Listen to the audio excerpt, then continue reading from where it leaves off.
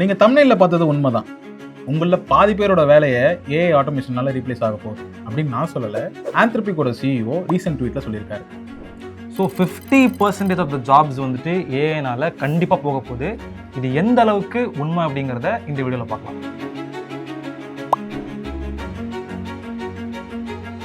So 50% of the white collar jobs அப்படின்னா first யாரெல்லாம் ரிஸ்கில் இருக்கா? ஸோ இந்த ஒயிட் காலர் ஜாப்ஸில் வந்து நம்ம 3 லெவலில் கேட்டகரி பண்ணலாம். High risk level, medium risk level, lower risk level. இந்த ஹை ரிஸ்க் லெவல் ரொம்ப ரிஸ்கில் இருக்கிற ஜாப்ஸ்னு பார்த்தீங்கன்னா இந்த டிப்பிக்கல் டேட்டா என்ட்ரி ஜாப்ஸ். நீங்கள் ஒரு நாளைக்கு ஒரு விஷயத்தை நம்ம டேட்டாவை அப்டேட் பண்ண போகிறோம், ஒரு கஸ்டமர்கிட்ட நம்ம கால் பண்ணி ஒரு டேட்டாவை நம்ம வாங்க போகிறோம், ஒரு டேட்டாவை நம்ம அவங்களுக்கு கொடுக்க போகிறோம். ரொம்ப சிம்பிள் டாஸ்க்கை ரெகுலர் ரிப்பீட்டிங் டாஸ்க்காக இருந்தால் அவங்க ஜாபை தான் ஃபஸ்ட்டு இந்த ஏஐ வந்து ரீப்ளேஸ் பண்ணும். அது இல்லாமல் நீங்கள் ஒரு கிளர்க்காக இருக்கீங்க, ஒரு பேங்க்கில் கேஷியராக இருக்கீங்கன்னா, இன்றைக்கி நம்ம ஏடிஎம் யூஸ் பண்ணுறதுனால கேஷியருக்கான வேலை ஒரு நாளுமே கம்மியாகிட்டு தான் இருக்குது. எப்படி நம்ம யூபிஐலாம் வந்ததுக்கப்புறம் பேங்க்கோட வேலை ரிடண்டன்ட் ஆகுதோ அதே மாதிரி பேசிக் டாஸ்க்கை ரெகுலராக பண்ணுறவங்களோட ஜாப்ஸ்லாம் ரிஸ்கில் தான் இருக்கும். இந்த மீடியம் ரிஸ்கில் இருக்கிறவங்கள தான் வந்து நம்ம இந்த ஃபினான்ஷியல் அட்வர்டைசரு, மார்க்கெட்டிங்கில் ரிசர்ச் பண்ணுறவங்க, marketing managers, creative content writers, story board எழுதுறவங்க, இது மாதிரி க்ரியேட்டிவ் ஜாப்ஸ் பண்ணுறவங்க, அதாவது புதுசாக ஒரு ஐடியாவை யோசிக்கிறவங்கள அவ்வளோ சீக்கிரத்தை யூஸ் பண்ண முடியாது. இவங்கெல்லாம் ஏஐ யூஸ் பண்ணுவாங்க. ஏஐ யூஸ் பண்ணி அவங்களோட ஜாப் இன்னும் கொஞ்சம் ஃபாஸ்டராக பண்ணலாம், பெட்டராக பண்ணலாம். பட் அவங்கள அவ்வளோ சீக்கிரத்தில் ரீப்ளேஸ் பண்ண முடியாது. இந்த லோ ரிஸ்க் ஜாப்ஸ்னு ஒன்று இருக்கும். அதாவது இந்த சர்டிஃபிகேட் இருக்கிற ஒரு ப்ரொஃபஷன், லைசன்ஸ் இருக்கிற ஒரு ப்ரொஃபஷன், ஒரு டாக்டர், ஒரு ஆர்கிடெக்ட், ஒரு சிஏ, இந்த மாதிரி இந்த வேலையை நம்ம பண்ணணும்னா அதுக்கு ஒரு சர்டிஃபிகேஷன் இருக்கணும். அதுக்கு ஒரு இந்த குவாலிஃபைடு பர்சனால அதை பண்ண முடியும். ஒரு ஐஏஎஸ்னால் அவர் அந்த எக்ஸாம் கிளியர் பண்ணாதான் ஒரு ஐஏஎஸ். அவரை வந்து ஏஐயால் ரீப்ளேஸ் பண்ண முடியுமான்னு கேட்டால் அது கஷ்டம். ஏன்னா he is qualified to do that job. So எல்லாராலையும் அதை பண்ண முடியாது. ஏஐ யூஸ் பண்ணாலும் அவனால் அதை ரீப்ளேஸ் பண்ண முடியாது. So if you have a certified employee, ஒரு இந்த விஷயத்தை பண்ணுறதுக்கு எனக்கு குவாலிஃபைட் இருக்குது, நான் ஒரு பைலட், எனக்கு பைலட் லைசன்ஸ் இருக்குது, என்ன வந்து ஏஐயால் அவ்வளோ சீக்கிரம் ரீப்ளேஸ் பண்ண முடியாது. பட் ஆட்டோ பைலட் அட்வான்ஸ் ஆனால் ஒரு பாயிண்டில் பைலட் ரிடண்டன்ட் ஆகிடுவாங்க. பட் நியர் ஃபியூச்சரில் அவங்க சேஃபராக இருப்பாங்க. ஓகே. ஸோ ஒரு மீடியா, மார்க்கெட்டிங் அண்ட் மற்ற க்ரியேட்டிவ் ஜாப்ஸ் எல்லாமே இந்த ஒயிட் கலர் ஜாப்ஸில் வருதுன்னு நீங்கள் சொல்லி தான் எனக்கு தெரியுது. ஸோ ஆஸ் ஒரு மீடியா பர்சனா இல்லை ஒரு கிரியேட்டிவ் பர்சனா நான் எந்த விஷயத்துக்குலாம் ரெடியாக இருக்கணும் இந்த ஏஐ கிட்டேருந்து நான் எஸ்கேப் ஆகணும் அப்படின்னா? ஸோ நீ ஒரு 2 years பேக் வந்து நீ கண்டென்ட் கிரியேட்டராக இருந்தனா நீ வந்து ஓனாக கண்டென்ட் எழுதுவ, புக்கெலாம் நீயே வைப்ப, ஒரு பேட்டர்ன் செட் பண்ணுவ, அந்த சிடியை கரெக்டாக ப்ளேஸ் பண்ணணுன்றதுக்கு நீ ஒரு ஸ்கிரிப்ட் ரைட்டிங்கில் நீ ரொம்ப நாள் இன்வெஸ்ட் பண்ணுவேன். ஒரு லெட்ஸே ஒரு 3 to 4 days வரைக்கும் கூட இன்வெஸ்ட் பண்ணுவேன். ஒரு லாங் ஃபார்ம் கண்டென்ட்னா, ஷார்ட்ஸ்னால் மினிமம் ஒரு 1 day செலவு பண்ணுவேன். பட் இன்னைக்கு ஏஐ வந்ததுனால நம்ம அந்த பேட்டர்னை ஸ்ட்ரீம்லைன் பண்ணிட்டோம்.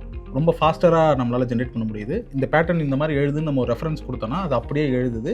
டாப்பிக்கை மாற்றினா ஈஸியாக அதால் நம்மளால் எடுக்க முடியுது. ஸ்டில் உன்னோட இன்புட் அதில் இருக்குது, உன்னோட அந்த ஃபைனல் டிங்கரிங்லாம் அதில் நடக்குது. பட் இது ஒரு ப்ராசஸில் அது செல்ஃபாக வந்து மேட ஆரம்பிச்சிடும். அதாவது எப்படின்னா, இந்த கண்டென்ட்டுக்கு நம்ம இப்படி தான் எழுதணும், இந்த பர்டிகுலர் டாப்பிக்கு நம்ம இப்படி தான் எழுதணுன்ட்டு ஏஐ வந்து வெல் ட்ரெயின்ட் ஆகிடும். ஏஜி லெவலுக்குலாம் போச்சுன்னா, அதாவது அட்வான்ஸ் ஜென்ரல் இன்டெலிஜென்ஸ், அதாவது ஏஏ செல்ஃப் டிசிஷன் மேக் பண்ண ஆரம்பிச்சிச்சுன்னா இந்த லெவல் ஆஃப் ஸ்கில்ஸ் வந்து நம்மளுக்கு பத்தாது. நீ வந்து ஒரு வீடியோ கிரியேஷனில் என்னென்னலாம் ஸ்கில் செட் வேணும், டைரக்ஷன், ஸ்க்ரீன் பிளே இருக்குது, எடிட்டிங் இருக்குது, அப்புறம் விஷுவல் எஃபெக்ட்ஸ் இருக்குது, இதெல்லாம் நீ வந்து கொஞ்சம் கொஞ்சமாக லேர்ன் பண்ணிக்க ஆரம்பிக்கணும். எதை நீ ஏஐ யூஸ் பண்ணி பண்ணுறியோ இல்லை ஃபோட்டோஷாப் இல்லஸ்ட்ரேட்டர் கட்டு பண்ணுறியோ, பட் நீ உன்னோட ஃபீல்டில் ஒரு எக்ஸ்பர்ட்டாக இருக்கணும். ஒரு வீடியோ கிரியேட்டர்ன்றது ஒரு டேக் ஆகும். கான்டென்ட் ரைட்டர்ன்றது ஜாப் போய் வீடியோ கிரியேட்டர்ன்ற ஜாப் ஆகிடும். ஒரு பர்சன் தான் இருப்பான், அவனே ஸ்கிரிப்ட் எழுதுவான், அவனே ஷூட் பண்ணுவான், அவனே எடிட் பண்ணுவான், அவனே எல்லாமே பண்ணுவான் அப்படின்ற அளவுக்கு வர முடியும். ஓகே. ஸோ இன்றைக்கி நம்ம டிஎஸ்எல்ஆரை விட்டுட்டு ஐஃபோனுக்கு போகிறோம் இல்லையா? ஸோ anyone can shootன்றது தான் ஐஃபோனோட கான்செப்ட். பட் ஸ்டில் அதில் எக்ஸ்பர்ட்டாக இருக்கவங்களோட தான் அந்த அவுட்புட் கொண்டு வர முடியும். பட் உன் ஃபீல்டில், கண்டென்ட் ரைட்டிங் ஃபீல்டில் நீ ஒரு வீடியோ கிரியேட்டராக மாறும், தென் no one can replace you. Okay. So அப்போ நீங்கள் சொல்கிறத வச்சு பார்த்தோம் அப்படின்னா ஒரு சர்டிஃபைட் ப்ரொஃபஷ்னலாக நம்ம இருந்தால் மட்டும்தான் ஏஐ வந்து நம்மக்கிட்ட வராது. அப்படி இல்லாத பட்சத்தில் we have to be a generalist. ஸ்பெஷலிஸ்ட்டாக இருந்தோம் அப்படின்னா வேலைக்கே ஆகாது. ஒரே ஒரு ஜாப் தான் நான் பண்ணுவேன் அப்படின்னா இட் won't ஒர்க். ஒரு மீடியா பர்சன்னா ஃப்ரம் இங்கேருந்து இங்கே வரைக்கும் நமக்கு எல்லாமே தெரிஞ்சிருக்கணும் த்ரூ அவுட் த ப்ராசஸ். அப்படி இருந்தால் மட்டும்தான் we can survive in this field. கரெக்டாக? எஸ். ஏஐ ரீப்ளேஸ் பண்ணதுன்னா கண்டிப்பாக எல்லாரையும் வீட்டில் அனுப்ப போகுது அப்படின்றதுலாம் கிடையாது. 1000 பேர் இருக்கிற இடத்துல இன்றைக்கி 100 பேர் தான் இருப்பாங்க.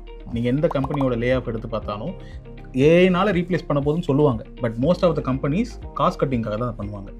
ஸோ 1000 people வச்சு நான் இந்த ப்ரொடக்டிவிட்டி கொடுக்குறேன், நான் 100 people வச்சு இதே ப்ரொடக்டிவிட்டி கொடுக்குன்ற மாதிரி அவன் ஒரு ப்ராசஸ் செட் பண்ணிட்டான்னா ஆப்வியஸாக அவன் 100 people வச்சு தான் செட் பண்ணுவான். 100 people வச்சு அவனால் ரன் பண்ண முடியும். இப்போ ஐபிஎம் மாதிரி கம்பெனிஸ் ஏஐ ஆட்டோமேஷனில் இன்வெஸ்ட் பண்ணிட்டாங்கன்னா 100 people வச்சு ஐபிஎம் மாதிரி பெரிய கம்பெனிஸ் அவங்களால ரன் பண்ண முடியும். ஏஐ ரீப்ளேஸ் ஆகுதுன்னு சொல்லிட்டு ஒரு பரபரப்பாக அந்த பஸ் வேர்டாக அது கிரியேட் ஆகிட்டு. ஸோ அப்போ அவங்க அங்கேருந்து ஒருத்தவங்க வெளில வராங்க அப்படின்னா, ஓகே லே ஆஃப் வந்து ஏஐனால வருது அப்படின்னா அவங்க என்ன மாதிரி ஸ்கில்ஸில் இருக்கணும்னா they will be a solo ஆண்டர்ப்ரனராக கூட மாறதுக்கான சான்ஸ் இருக்குது. ஐ நோ த ஐடி, எனக்கு ஐடியில் என்ன பண்ணணும்னு தெரியும், ஏஐ டூல்ஸ் யூஸ் பண்ணி they can create their own tools. So இன்னைக்கு வைப் கோடிங் பற்றி நம்ம பேசுகிறோம். வைப் கோடிங் பற்றி என்ன பேசுகிறோம்னா, எனக்கு அங்கே ப்ராசஸ் என்ன, என்னோட ப்ராடக்ட் எப்படி இருக்குன்ட்டு நீங்கள் ப்ராம்ப்ட் பண்ணுறது மூலமாக அந்த ப்ராடக்ட்டை உங்களால் கோடிங் நாலேஜ் இல்லாமலே உங்களால் கொண்டு வர முடியும். Still you need expertise, but you don't need to be an expert. Expertise இருக்கணும், அதில் நீங்கள் எக்ஸ்பர்ட்டாக இருக்கணும்னு அவசியம் கிடையாது. உங்களுக்கு அந்த பாத் தெரிஞ்சால் போதும், உங்களால் ஈஸியாக ஷைன் பண்ண முடியும். That's a power of AI. அதுதான் சொல்கிறாங்க, ஏஐ யூஸ் பண்ணுறவங்க ரீப்ளேஸ் பண்ணுவாங்க உங்களை. ஏஐ யூஸ் பண்ணுறவங்க will be more faster than you. அவ்வளோதான், as simple as that. Okay, ரீசெண்டாக வந்து ப்ரோ எம்ஜினாவோட வீடியோ ஒன்று பார்த்துருந்தேன். அதில் வந்துட்டு அவர் ஒரு ப்ராம்ப்ட் கொடுத்துட்டு ஒரு வீடியோ ஜென்ரேட் பண்ணுறாரு. ஒரு தமிழ் கிரியேட்டரை வந்து ஸ்டுடியோவில் உட்காந்து பேசிக்கிட்டு இருக்க மாதிரி அச்சஸல் ஒரு வீடியோ பக்காவாக ஏஐ வந்து கொடுத்துருக்கு. அதாவது நானும் சாட் ஜிபிடி யூஸ் பண்ணியிருக்கேன், மிட்ஜர்னி யூஸ் பண்ணியிருக்கேன், ஏஐ டூல்ஸ்லாம் யூஸ் பண்ணி ஸ்கிரிப்ட் எல்லாமே பண்ணியிருக்கேன். ஒரு வீடியோ பண்ணுற வரைக்கும் ஓகே, அந்த வீடியோக்கான வாய்ஸையுமே சேர்ந்தது கொடுக்குது. அப்போ நீங்கள் சொல்கிற என்னதான் ஜெனரலிஸ்ட்டாக இருந்தாலுமே கூட எல்லாத்தையுமே சாட் ஜிபிடி ஒரு ஏஏ பண்ணிடுதுல ஈஸியாக. அப்போ ஏஏ ஒரு சூப்பரான ஜெனரலிஸ்ட் தானே. மதன் கோரியோட வீடியோவில் பார்த்தது வந்து மல்டி மாடல் ஏஐ. ஸோ VO3ன்றது ஒரு மல்டி மாடல் ஏஐ. ஸோ நம்ம கொடுக்குற ப்ராம்ப்டை வச்சு இமேஜ் கிரியேட் பண்ணணும், அந்த இமேஜை வீடியோவை மாற்றும், ப்ளஸ் அதோட ஆடியோவுமே அது ஜென்ரேட் பண்ணணும். இந்த டேட்டா எங்கேருந்து எடுக்குதுன்னா நம்ம யூடியூப்லேருந்து தான் எடுக்குது.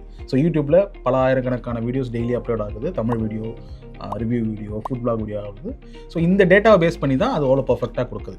ஸோ ஈவன் தோ அந்த மாதிரி ஒரு ஃபைனல் அவுட்புட் கொடுத்தாலும் we are not watching Madan Gowri அண்ணா ஃபார் லைக் ஒரு கண்டென்ட் இல்லை, அவரோட பாயிண்ட் ஆஃப் வியூ அங்கே என்ன இருக்குன்றது தான் நம்ம முக்கியம். ஸோ எவ்ரி கிரியேட்டருக்கும் ஒரு யூனிக் பாயிண்ட் ஆஃப் வியூ இருக்கும். நம்ம ஏஐ யூஸ் பண்ணி ஒரு கிரியேட்டர் மாதிரி எக்ஸாக்டாக பண்ணிடலாம். அன்றைக்கி கூட உனக்கு நான் காமிச்சேன், மதன் கௌரியோட ஒரு ஃபோட்டோ மட்டும் அப்லோட் பண்ணி அவர் வாய்ஸை டியூன் பண்ணி நம்ம ஜென்ரேட் பண்ணி காமிச்சோம். So anybody can easily create or clone any one. So அது ரொம்ப டேஞ்சராக தான் போயிட்டுருக்கு. பட் இன்னைக்கு டெக்னாலஜி வந்து அந்த லெவலில் தான் இருக்குது. பட் ஸ்டில் உங்களோட பாயிண்ட் ஆஃப் வியூ என்ன, உங்களோட தாட் ப்ராசஸ் என்ன, நீங்கள் என்ன சொல்ல வரீங்க, அண்ட் உங்கள் ஆடியன்ஸ் என்ன மாதிரி கண்டென்ட்டை விரும்புவாங்கன்றது எல்லாமே இங்கே மேட்டர்ஸ் தான். ஸோ இது எங்கே அஃபெக்ட் ஆகும்னா, ஒரு புது கண்டென்ட் கிரியேட்டர், இன்றைக்கி நான் யூடியூப் கிரியேட்டர் ஆகணும், நான் மதன் மாதிரி ஆகணும், நான் வந்து A2D மாதிரி ஆகணுன்ட்டு ஒரு புது கிரியேட்டர்ஸ் வராங்க இல்லையா, அவங்களுக்கு தான் இந்த ஆட்டோமேஷன் வந்து அஃபெக்ட் ஆகும். ஸோ முன்னாடிலாம் வந்து வீடியோ பண்ணுறதுக்கு கேமரா வாங்க காசு இருக்காது, ஃபோன் வாங்க, ஐஃபோன் வாங்க கூட காசு இருக்காது, இருக்கிற கேமரா வச்சு நம்ம வீடியோ பண்ணிட்டு இருந்தோம். அங்கே நம்ம கிரியேட்டிவிட்டி தான் matters. It's not about quality, இதெல்லாம் நம்ம மேட்டரா இல்லை. இன்றைக்கி இதெல்லாம் எதுவுமே தேவை கிடையாது. ஒரு நல்ல ஸ்டுடியோ நீ ப்ராம்ப்ட் அடிச்சா வரப்போது, நல்லா இது பண்ணு, பேக்ரவுண்டு, க்ரீன் ஸ்க்ரீன் ஃபுட்டேஜ், இது எதுவுமே நீ ஈஸியாக ரீப்ளேஸ் பண்ண போகிற. உனக்கு தேவை கிரியேட்டிவிட்டி மட்டும்தான். ஸோ இப்போ வந்து மீடியா, கிரியேட்டிவ் ஃபீல்ட், டெக்கு, இது எல்லாத்துலேயுமே வந்துட்டு நம்ம ஏஐ கண்டிப்பாக யூஸ் பண்ணி தான் ஆகணும். அப்படி யூஸ் பண்ணணும் அப்படின்னா நம்ம எப்படியெல்லாம் இதை யூஸ் பண்ணலாம் இந்த டூல்ஸை?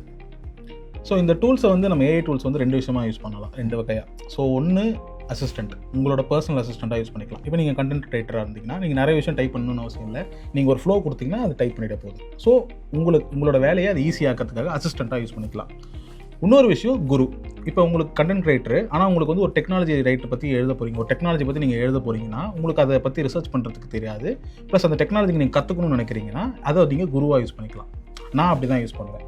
எனக்கு தெரிஞ்ச விஷயத்த நான் அதை அசிஸ்டண்ட்டாக யூஸ் பண்ணிப்பேன், எனக்கு தெரியாத விஷயத்த அதை குருவாக யூஸ் பண்ணி கற்றுக்கிட்டேன். நீங்கள் டெவலப்பராக இருந்தால் வேறு டெவலப் ஸ்டாக். இப்போ நீங்கள் அதுக்கு தான் நான் சொல்லுவேன், எப்பவுமே ஒரு ஸ்கில் நீங்கள் தெரியும்னா அது ஒரு டூல் தெரியும்னு சொல்லாதீங்க, அந்த ஸ்கில் உங்களுக்கு தெரியும். நீங்கள் ஒரு டிசைனர்னால் உங்களுக்கு ஃபோட்டோஷாப் தெரியும், இல்லஸ்ட்ரேட்டர் தெரியுங்கிறது கிடையாது, உங்களுக்கு டிசைன் திங்கிங் இருக்கணும். நீங்கள் ஒரு டெவலப்பராக இருந்தால் எனக்கு ஜாவா தெரியும், பைத்தான் தெரியும்ன்றது ஸ்கில் கிடையாது. எனக்கு ப்ராப்ளம் சால்விங் தெரியும், ஒரு யூசரோட ப்ராப்ளம் என்ன, அந்த யூசர் எப்படி அந்த ஆப்பை யூஸ் பண்ண போகிறாரு, அந்த யூசருக்கு எதுக்காக அந்த ஆப்பை நம்ம கிரியேட் பண்ணுறோன்ற ஃபண்டமெண்டல்ஸ் நீங்கள் லேர்ன் பண்ணிக்கணும். ஸோ அதுதான் ஒரு டெவலப்பர்.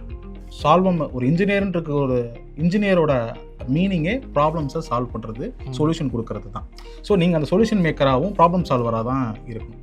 ஸோ அதே மாதிரி தான் நீங்கள் ஒரு காப்பி ரைட்டராக இருக்கீங்க, கண்டென்ட் ரைட்டராக இருக்கீங்கன்னா ஒரு விஷயத்தை விற்க தெரியணும். நீங்கள் ஒரு எனி கண்டென்ட் இஸ் செல்லிங் ப்ராசஸ்ன்னு சொல்லுவாங்க. Any content you watch in YouTube they are selling A message. So ஒரு பொருளை விற்கலாம், ஒரு ஐடியாலஜி விற்கலாம், ஒரு இதை ஒரு சேல் பண்ண தெரியும். உங்களை நீங்களே சேல் பண்ணணும். பர்சனல் பிராண்டிங்கிறது உங்களை நீங்களே விற்கிறதுன்றது தான். ஸோ இன்றைக்கி நம்ம எல்லாருமே பர்சனல் பிராண்டிங் நோக்கி போகிறாங்க. அது என்னென்னா அவங்களே சேல் பண்ணுறது தான். அதுக்கு பேர் பர்சுவசிவ் காப்பி ரைட்டிங்னு சொல்லுவாங்க. ஸோ நீங்கள் ஒரு சேல்ஸ் பர்சனாக தான் ஆக்ட் ஆவீங்க. அந்த ஸ்கில்லை நீங்கள் கற்றுக்கிட்டிங்கன்னா நீங்கள் வந்து ரீப்ளேஸே பண்ண முடியாத ஒரு கண்டென்ட் ரைட்டராக ஆகிடுவீங்க. அதுதான் சொல்லுவேன், ஒரு கோர் ஸ்கில்ஸை உங்கள் டொமைனில் நீங்கள் கற்று வச்சுக்கணும். ஓகே, ஸோ சம்மரைஸ் பண்ணணும் அப்படின்னா இந்த ஏஐ ஹியூமன்ஸை கண்டிப்பாக ரீப்ளேஸ் பண்ணவே முடியாது. ஏன்னா ஹியூமன் டச் அப்படிங்கிறது ஹியூமன்ஸுக்கு மட்டுமே இருக்கிற ஒரு விஷயம். மெஷின்ஸ் அதை ரெப்ளிகேட் பண்ணவே முடியாது. But the person who uses the AI can replaces. இதனால தான் வந்து நம்ம அந்த டூல்ஸை மட்டும் கற்றுக்காம அந்த டூல்ஸோட கோர் பிரின்சிபலாக இருக்கிற விஷயங்களை நம்ம ஃபோக்கஸ் பண்ணணும். இந்த ரெஸ்யூமில் வந்துட்டு ஒரு குட்டியாக ஒன்று போட்டிருப்போம்ல, சாஃப்ட் ஸ்கில்ஸ்னு, அந்த விஷயங்களை வந்து நம்ம ஃபோக்கஸ் பண்ணணும். Like problem solving, critical thinking, design thinking, இந்த மாதிரி மேட்டர்லாம். ஸோ இதெல்லாம் நம்ம பண்ணோம் அப்படின்னா இந்த ஏஐ வேவை நம்ம பக்காவாக பீட் பண்ணிடலாம். ஸோ இன்னைக்கு வீடியோ அப்படிங்கிறது அவ்வளோதான். இந்த வீடியோ உங்களுக்கு பிடிச்சிருந்துச்சுன்னா உங்களோட கருத்துக்களை கமெண்ட்ஸில் சொல்லுங்கள். இன்னொரு வீடியோவில் வந்து உங்களை சந்திக்கிறேன். Until then, this is Puli and this is Tilak signing off.